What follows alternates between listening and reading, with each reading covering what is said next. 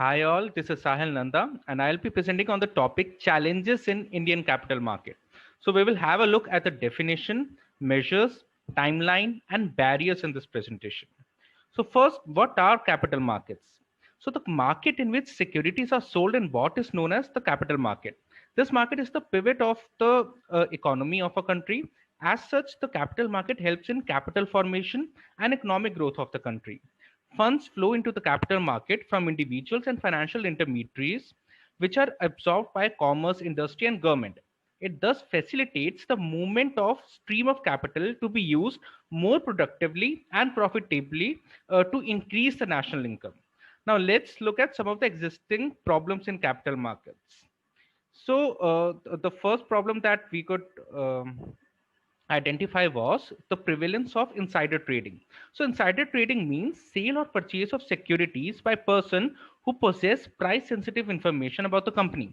For instance, information about the declaration of high rates of dividend, issue of bonus shares, information relating to financial results of the company, etc. Over the years, laws for prevention of insider trading (PIT) has evolved, putting increased onus on companies to protect price sensitive information. But as you can see from the graph that we have been unable to decrease the cases of insider trading. The second one is inadequate disclosure. So availability of complete and correct information is required for developing an investor protection system. But the disclosures required under the Securities Contract Act leaves a lot of loopholes regarding the disclosures to be made in the prospectus. Therefore, some companies give false or misleading statements in their prospectus so as to attract and cheat innocent investors. Another problem is inadequacy of debt instruments. So there is not much trading in the debt securities like bonds and debentures, etc. Due to narrow investor base, high cost of issuance, lack of accessibility to small and medium enterprises. Other issues persist, such as decline in volume of trade in regional stock exchanges, poor growth in secondary markets, high cost of transaction and intermediation, etc. Now, some of the measures already taken by Indian government to streamline capital markets are establishment of SEBI, with the Securities Exchange Board of India.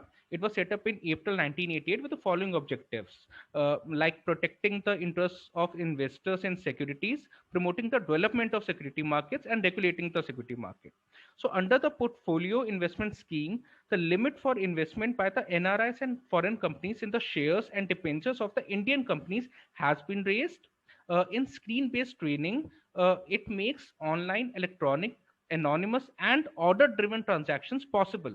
So it is a transparent system which provides equal access to all investors irrespective of their geographical locations. Now other measures are like Laundering Act of 2002 and National Securities Clearing Corporation.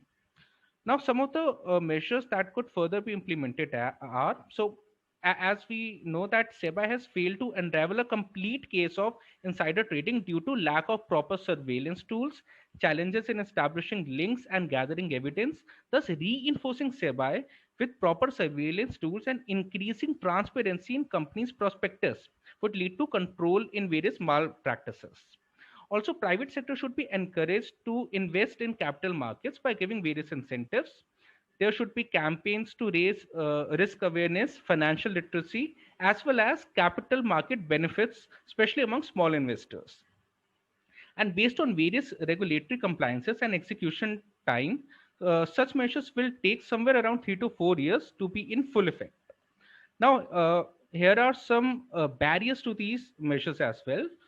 As we saw that SEBI has not been empowered with basic investigative powers and tools, which is a reason behind the low prosecution. Even today, SEBI does not have the power to tap phone records. To, to promote investor protection systems, disclosure on trading practices has to be maintained, which makes regulation more difficult. Because of low interest rates, people do not prefer to invest in debt securities. So these are some of the barriers to the measures. And I hope you got to learn a few things from the presentation. That's it from my side. Thank you.